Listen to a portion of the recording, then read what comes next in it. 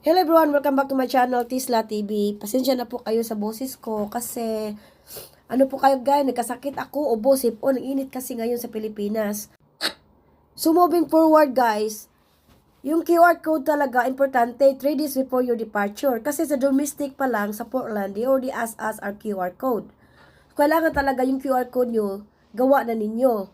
Kasi pagdating din namin sa San Francisco, sa Philippine Airlines, they also ask us our QR code. At saka yung mga sinasabi nilang, yung mga power bank nyo, na dapat ganito, ganito.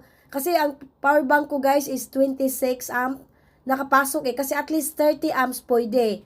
So, kasi maraming haka-haka na wag kayong dalhin dito, wag yung magdala ng mga power bank na mga 20 something, but mine is 26, walang problema po, nakapasok po. So, huwag kayong makinig sa iba na sabi wag nyong, don't bring this one, don't bring that. But, at least below 30, sa akin 26 nakapasok.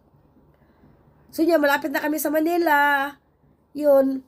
So, at saka yun guys, doon sa, alam mo yung na-notice ko lang doon sa TSA nila doon sa San Francisco, pagpasok namin, wala talaga touch sa hand crayon luggage mo. Ikaw lang talaga kasi may nakalagay na parang screen na glass. Yun. So, thank God, dumating na kami sa Manila. Tingnan mo yun, na-notice ko, wala din mga plastic yung mga nila, yung mga luggage nila, nakita mo, walang masyadong plastic.